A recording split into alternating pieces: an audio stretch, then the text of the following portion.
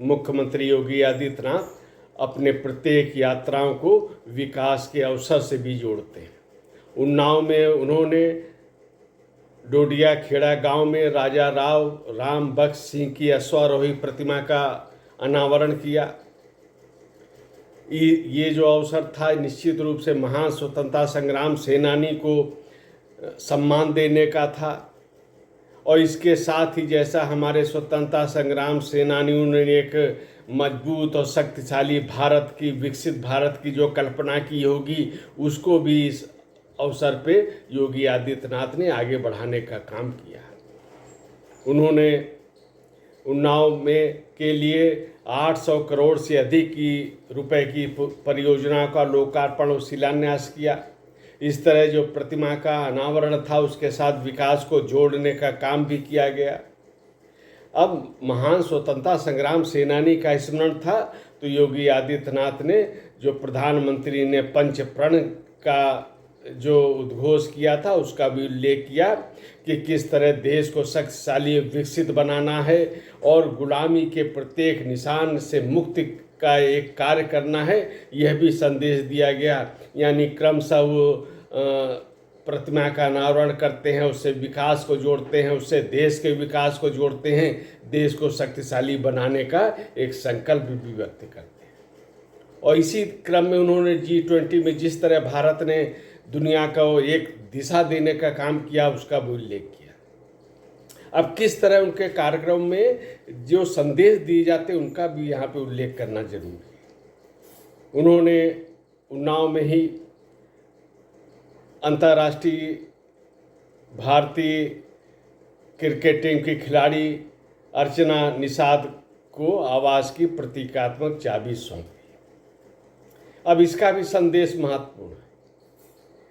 योगी सरकार और नरेंद्र मोदी सरकार जिस तरह से खेलो इंडिया अभियान को आगे बढ़ा रही है उसका जो प्रतिफल, जो सकारात्मक परिणाम भी देखने को मिल रहा है, योगी आदित्यनाथ ने उसका उल्लेख भी किया कि किस प्रकार से एशियन गेम ने भारत का जो शानदार प्रदर्शन रहा है, अभूतपूर्व प्रदर्शन रहा है, वो वस्तुतः सरकार जो नरेंद्र मोदी की है उसने जो खेले इंडिया फिट इंडिया अभियान जिस प्रकार का अभियान चलाया उसका एक सकारात्मक परिणाम है जो यहाँ पे दिखाई दे रहा है। और जब वो चाबी सौंपते हैं आवास की तो एक महिला क्रिकेट खिलाड़ी को आवास चाबी दी गई। ये इसके भी दो अर्थ होते, एक खिलाड़ियों को सम्मान देने की बात है, सुविधा देने की बात है, इसके साथ ही जो आवास देने का पूरे प्रदेश में एक व्यापक कार्यक्रम चल रहा है उसका भी इसमें झलक देखने को मिल सकती है। योगी आदित्यनाथ ने छोटे बच्चों का अन्नप्राशन कराया, इसका भी अपना एक संदेश है। उत्तर प्रदेश में बड़ी ही गंभीरता के साथ योगी आदित्यनाथ जो सुपोषण माह का आयोजन करते हैं उसके माध्यम से भी ये संदेश दिया जाता है, स्वास्थ्य का संदेश, सुपोषण का संदेश, और इसमें निरंतर रूप से कार्य भी प्रदेश के अंदर किए जाते हैं और यही फिट इंडिया का भी एक हिस्सा इसको मान के चलना चाहिए। अब स्वास्थ्य की बात चली तो योगी आदित्यनाथ ने कोरोना काल का भी उद्घोष चर्चा की और इसमें किस तरह से सरकार ने 80 करोड़ लोगों को राशन दिया जिससे किसी को कोई कठिनाई का सामना न करना पड़े।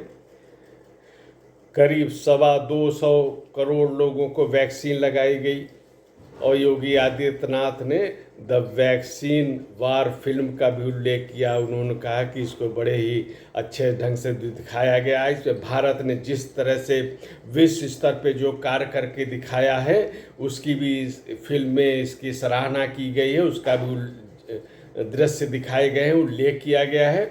योगी आदित्यनाथ ने युवाओं से भी आग्रह किया कि ये फिल्म अच्छी है, इसको ज़रूर देखें। तो कुल मिला के हम कह सकते हैं कि यात्रा का उद्देश्य, उनका एक प्रमुख उद्देश्य भले ही कुछ हो लेकिन इसके साथ ही वो समग्र विकास को जोड़कर अपनी यात्राओं के महत्व को और भी बढ़ा देते हैं। यही उनकी एक कार्यशैली है।